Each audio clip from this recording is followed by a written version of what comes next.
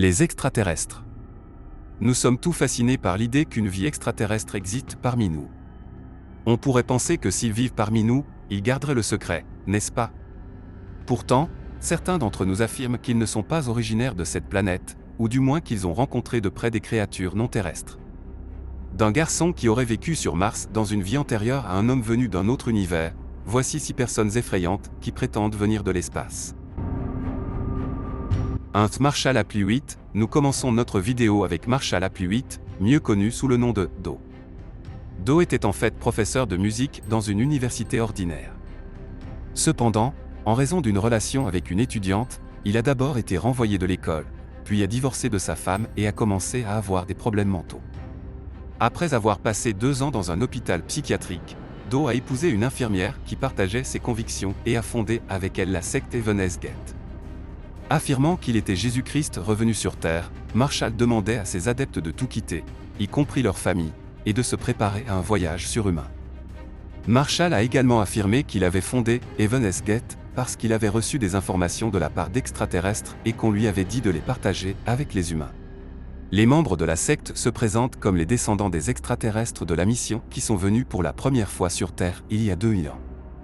Les adeptes résument leur objectif comme étant d'aider la civilisation mondiale et l'humanité à atteindre un niveau supérieur, et ils considèrent le corps humain comme un outil permettant d'atteindre cet objectif.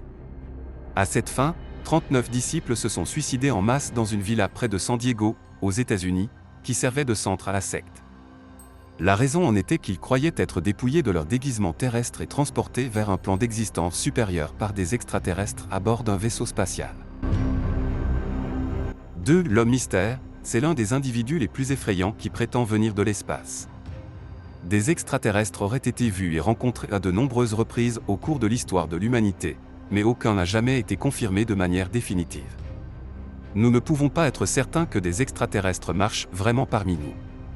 Cet individu, ou plutôt cette entité extraterrestre, affirme qu'il n'est pas de ce monde. Cependant, après que la photographie a été prise, il devient difficile de croire à l'histoire telle qu'elle est racontée. Le prétendu extraterrestre sur la photo n'a jamais été revu. Pensez-vous que cette photographie puisse être un canular? 3. Elizabeth Claret, née en 1910, la Sud-Africaine Elizabeth Claret a affirmé qu'à l'âge de 7 ans, elle et sa sœur ont eu leur premier contact avec des extraterrestres alors qu'elles se trouvaient dans leur ferme. Selon leur témoignage, elles ont vu un vaisseau spatial ressemblant à une météorite planer autour d'elles, et les événements se sont enchaînés.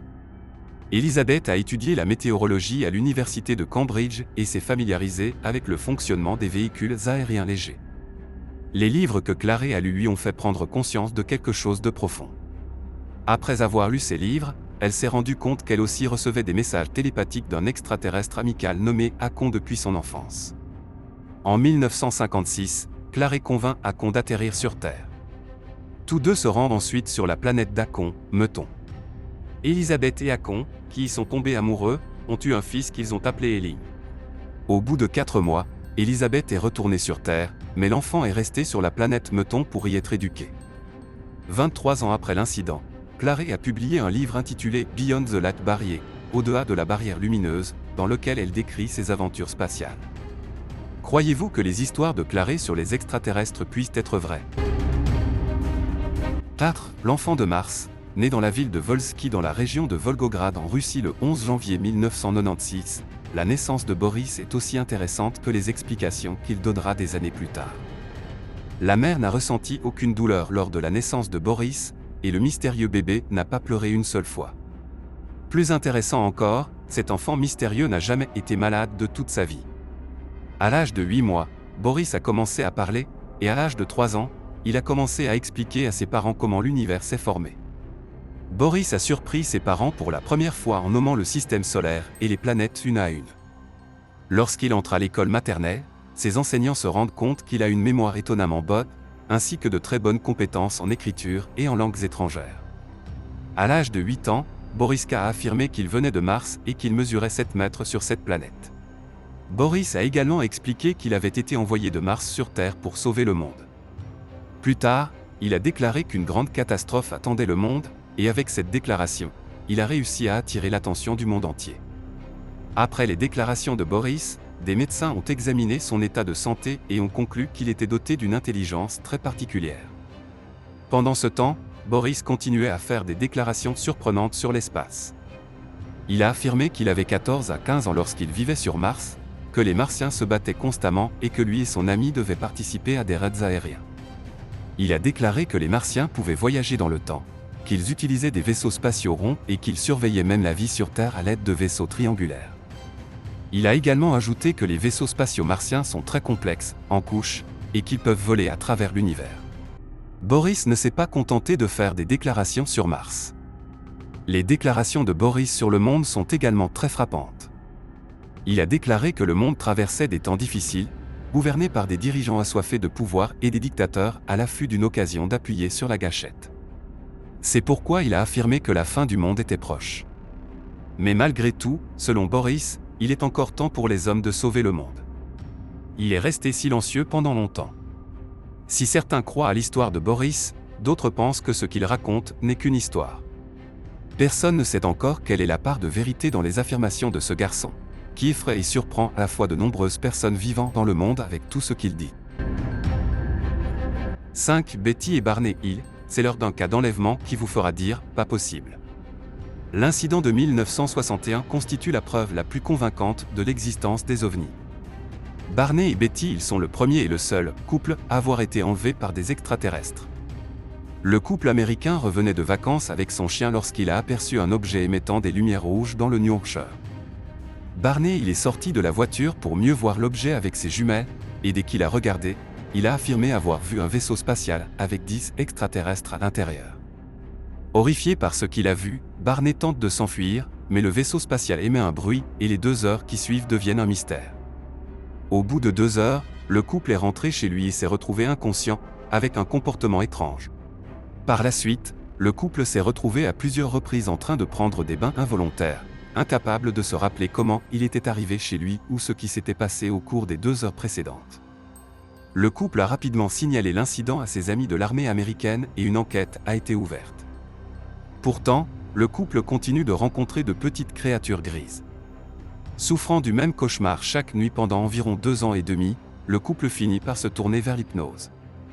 Sous hypnose, Betty a affirmé qu'un test de grossesse avait été inséré dans son ventre et que des expériences douloureuses avaient été menées sur elle. De plus, elle affirme que l'une des créatures grises lui a montré une carte des étoiles. Alors que Betty a déclaré que les extraterrestres communiquaient en anglais, Barney a insisté sur le fait qu'ils communiquaient par télépathie. Bien que peu probant à l'époque, il s'est avéré, de nombreuses années plus tard, qu'une grande partie de ce que Betty Hill avait décrit était bel et bien vrai.